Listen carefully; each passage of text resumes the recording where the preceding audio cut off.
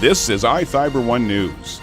Here are today's top stories. It's easy to get caught up in the national excitement over Congress, but North Central Washington has lots of races to watch as election results come in tonight. Wenatchee resident Francisco Garibay just got a new set of wheels, and he's only 3 years old. Have you ever wondered how the water level is lowered in Moses Lake? The Road Brothers Motorcycle Club is holding their 6th annual food drive on Saturday in Moses Lake. From the iFIBER 1 newsroom, this is iFIBER 1 News, and it starts now. It's easy to get caught up in the national excitement over Congress, but North Central Washington has lots of races to watch as election results come in tonight.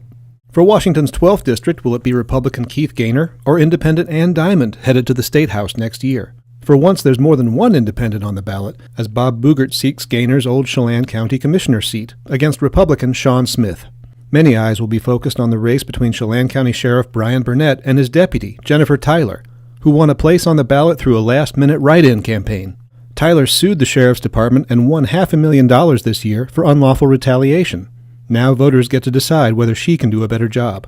In Douglas County, Kevin Morris, appointed sheriff after Harvey Jesdal's retirement in the spring, wants to keep the job against a challenge from East Wenatchee police officer Leon Leidy. And there are 4 different judges' races to decide on in Chelan and Douglas counties, where an open judicial seat is extremely rare. Polls close at 8 p.m. iFIBER 1 News has complete coverage on our website and via Facebook and Twitter. Jefferson Robbins, iFIBER 1 News. This segment is brought to you by... Change doesn't have to be complicated. With a low-profile microwave hood combination that's ready to install right out of the box. It fits in the same space as your under-cabinet hood, so you can get your microwave off the countertop and make space for the routines worth keeping. The low-profile microwave hood combination, from the #1 selling appliance brand in the USA. Whirlpool Appliances, now available at more furniture in Ephrata. Wenatchee resident Francisco Garibay just got a new set of wheels, and he's only 3 years old. Garibay's ride is actually a battery-powered toy vehicle, which was fully customized by a group of advanced engineering students at Wenatchee High School. The little Ford F-150 replica was purchased and retrofitted with grant funding through a national program called Go Baby Go, which helps in the establishment of projects that allow children who have certain disabilities to become more independently mobile. So Francisco has spina bifida, and so he doesn't have any use of his legs below his waist. And I think what's exciting about today is we've seen him already riding in this vehicle, and it's like might be the first time he's ever run away from his mom. And so that's an exciting part of a child's life, is being able to play a game.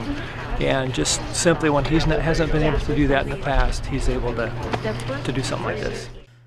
The schematics of each toy car designed through the Go Baby Go program vary depending on the specific needs of the child they are made for. And the list of garage details for Francisco's truck reads like an aftermarket checklist of special modifications that any hot rodder would be proud to boast about. What we did is we took the gas pedal and then we converted that. The students took it out, and then they adapted a new go button on the top on the steering wheel so that it's all hand operated. In addition to the hands-on lessons in applied mechanics that the program has offered, there is a human component within every student which is also getting thoroughly beta tested as well. What I think is really neat is the empathy piece, and what happens with that is they have to look at this as students who have some kind of a disability, and so it's like, how do they have some compassion? How do they empathize with them so that they can better make a build for, a car build for these youngsters? So what about the most rewarding part of this process, obviously? This right here. Right here. Tell us about how it feels.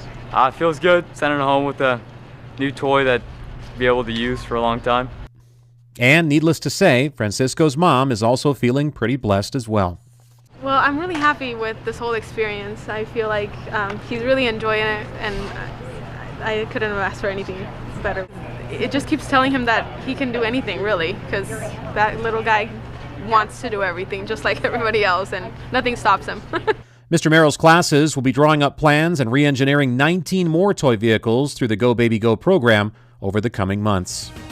Reporting for iFIBER 1 News, I'm Chris Hansen. This segment is brought to you by...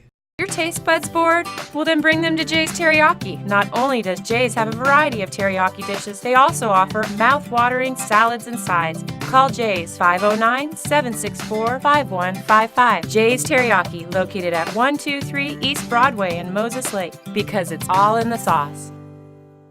Have you ever wondered how the water level is lowered in Moses Lake? Those who have lived in Moses Lake for over a year may have noticed the water levels going down during the winter time, but where does the water go? The Moses Lake Irrigation Rehabilitation District owns a dam south of the lake off Sand Dune Road that has doors on it. The doors are screwed into place with giant screws, and it keeps the water inside the lake during the summer. The first week of November, workers will come with a power tool and unscrew the screws, lifting the doors with them. Water rushes out of Moses Lake and down a spillway where it ultimately settles around potholes. The water levels are lowered for maintenance and cleanup, as well as dock protection for private homeowners. The doors will stay open until next summer. The exact date is determined by water runoff from the mountains. I'm Adam Chikoski for iFIBER 1 News. The Road Brothers Motorcycle Club is holding their 6th annual food drive on Saturday in Moses Lake. Club members will be collecting non-perishable food and cash donations from 8 a.m. to 4 p.m. in the Ross parking lot along North Stratford Road. All food donations go to the Moses Lake Food Bank to help with holiday meals. Monetary donations are used by the Motorcycle Club to sponsor local families for the holiday season. Last year's event brought in about 2,000 pounds of food and more than $3,000, benefiting families in need for both Thanksgiving and Christmas. The Motorcycle Club sponsored more than a dozen families last year. This is Joe Utter for iFIBER 1 News. This is iFIBER 1 News. For more information on these stories and other news, visit us online at iFiber1.com or check us out on Facebook.